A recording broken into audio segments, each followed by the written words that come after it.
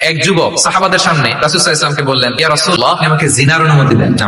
আশেপাশের সাহাবারা তো রেগে মেগে আগুন, সবাই তাকে দৌড়ে ধরতে গেল আর ধমকাতে লাগলো, ছি ছি, কি বলো তো? লজ্জা শরমের মাথা খেয়ে তুমি রাসূলুল্লাহর দরবারে বলতেছো, হে আল্লাহর রাসূল, আপনি জিনার অনুমতি দেন? যে রাসূল আল্লাহর পক্ষ থেকে বাণী শোনায়, ওয়ালা তাকরাবুজ জিনা, তোমরা ব্যভিচারের নিকটবর্তীও হয়ো, তুমি সেই নবীর কাছে এসে আবদার করতেছো জিনার অনুমতি দেন? তারা যখন তেরে আসলো যুবকের দিকে, রাসূল সাল্লাল্লাহু আলাইহি ওয়াসাল্লাম তাদেরকে থামালেন, বলেন যে তোমরা থাম, ওকে ডেকে আনো আমার কাছে। পরম আদরে কাছে টেনে নিলে। এবার তাকে জিজ্ঞেস করলেন, তুমি আমাকে উত্তর দাও যে আতুহিব্বুহু লিউম্মি, তুমি কি পছন্দ করবে যে কোনো পরপুরুষ তোমার মায়ের সাথে এই জিনাটা করুক? সে বলে, লা ইয়া রাসূলুল্লাহ, না, কখনো না। তারপর রাসূল সাল্লাল্লাহু আলাইহি ওয়াসাল্লাম তাকে বলেন, আতুহিব্বুহু লিবনাতিক, তুমি তোমার কলিজার টুকরা সন্তান, কন্যা সন্তানের সাথে, তোমার কন্যার সাথে কেউ এই পাপ কাজটা করুক, এটা তুমি মেনে নিবে? সে বলল, লা ইয়া আল্লাহর রাসূল, কোশ্চেন কালো না। রাসূল সাল্লাল্লাহু আলাইহি ওয়াসাল্লাম আবার তাকে প্রশ্নবাণে জর্জরিত করতে লাগলেন, আবার বলেন, আতুহিব্বুহু লিউখতিক, তুমি কি তোমার প্রিয় বোনের সাথে কেউ এটা করো পছন্দ করবে? তোমার বোনকে কেউ এরকম করবে? বলে, কখনো না, লা ইয়া রাসূলুল্লাহ। রাসূল সাল্লাল্লাহু আলাইহি ওয়াসাল্লাম বললেন, তুমি যার সাথে জিনার অনুমতি চাইছো সে তো কারো না কারো মা, কারো না কারো মেয়ে, কারো না কারো বোন, তুমি এভাবে কেন ভাবতে পারো? সুবহানাল্লাহ। এই কথা বলার পরে তো সে একেবারে ইমোশনালি এমন ড্যামেজ হয়েছে, লজ্জায় কাছামাছু হয়ে মাথা নিচু করে দাঁড়ায়। তখন রাসূল ইসলাম তার পিঠে একটা আলতো চাপড় মারলেন, পরম মমতায় আলতো চাপড় দিয়ে তার জন্য দোয়া করলেন, আল্লাহুম্মা মাগফির যামবাহু ওয়া তাহহির কলবাহু ওয়া হাসসিন ফারজাহু, আল্লাহ তুমি এই যুবকের পাপ মোচন করো, আল্লাহ তুমি তার অন্তরটাকে পরিশুদ্ধ করো, আল্লাহ তুমি তার চরিত্রটাকে নিঃশুষ করো।